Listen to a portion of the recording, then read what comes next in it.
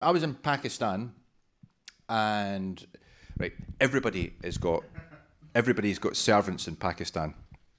Well, not everybody, but that's not sustainable as an economic system. An infinite number of servants. No, I mean, right, all right. The people I was staying with had servants. Happy, which is kind of impressive that I can go in at that level, because I don't know any servant people in Britain, which just proves this country's holding me back, because I think what it is people remember me as a baby when I was helpless and useless, and I think they keep thinking about that. Whereas when I go to a foreign country, they treat me on my own merits. You go, come into the ruling class right away. Like, I'm not pro-servant. I'm very anti-servant. I am, because I'm a liberal. Yeah, I'm a super liberal. In fact, like, I believe people should get equal pay. Like, even if they're women, for the same job, right? Like, I think some tube stations should have step-free access. That is how, like, I'm so liberal. So I'm obviously against servants, because I'm a liberal, but also I'm a liberal, so I'm against going into other people's countries and telling them what to do, because that would be racist, wouldn't it? And if it's a choice between being racist and bringing back serfdom, then let's wheel out the change of oppression, shall we? See, I'm sort of in conflict. The liberal in me doesn't approve, but the liberal in me doesn't want to do anything about it. Yeah, so I'd kept a diary of my time there. Day one, I resolve not to let the servants do anything. I will do everything for myself, even if it means fighting them for my own suitcases. Day two, God, these servants are quick. Honestly, you just leave someone down for a second and they're right in there. It's very difficult to stop them, and it looks like I'm encouraging it, and I'm not. Day three. All right, okay.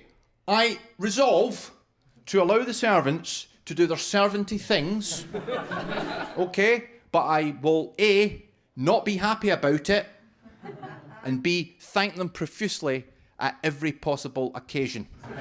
Thank you, thank you, thank you, thank you. Thank you for the coffee, thank you for the cushion, thank you for the sedan chair. Oh, by the way, if you're ever in London, please drop by, honestly. Anyway, tell me about yourself. Did you do anything before this? How long have you been in the servanting business? 25 generations. That's interesting. Yeah. Day four. I notice the people that have the lackeys, the masters, I notice that they don't thank the skivvies, and there seems to be a note of contempt from the servants towards me. There was one of them put a coffee cup down the other day a bit hard, and I'm sure it was nothing, but they didn't wipe it up, and I think it might be the start of an insurrection. This is what happens when you're too nice to people, so I'm going to have to stop thanking them. Day five. I've been here 5 fucking days now. Don't you know that I take milk in my coffee? And by the way, last night, one of my pillows wasn't plumped correctly. Now you find out who didn't do that properly and send them to me. While we're at it, bring that ashtray over here. Thank you. Right, take it away again. Honestly. Right, and stop that humming. Who is humming?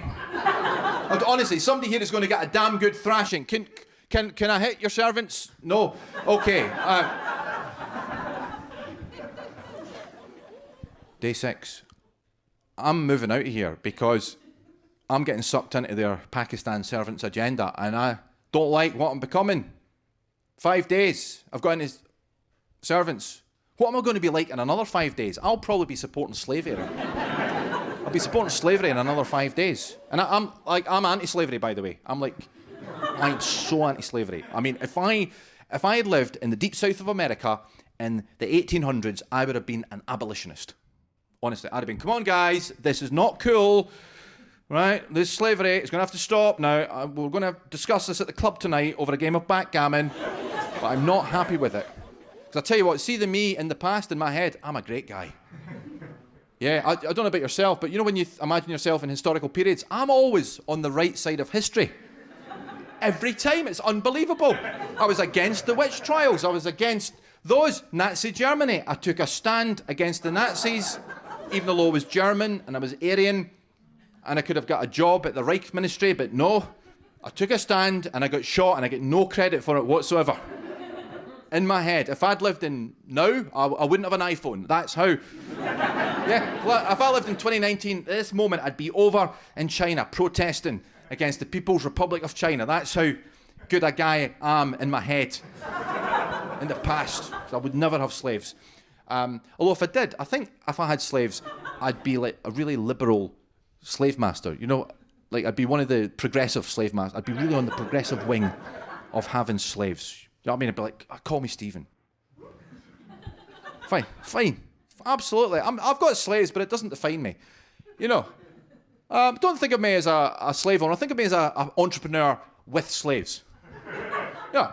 No, don't put down slave owner. Occupation, local philanthropist who has built hospital. Yeah, put that. No. Leading light with statue in town square.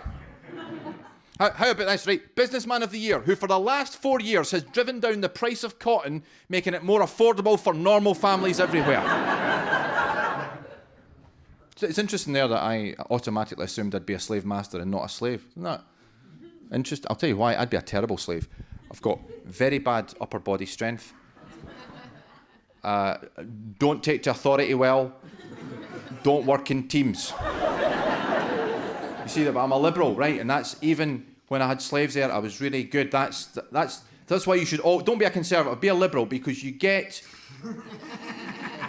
to do the wrong thing and you're still a good guy, okay? You get to pick what defines you. That's the thing.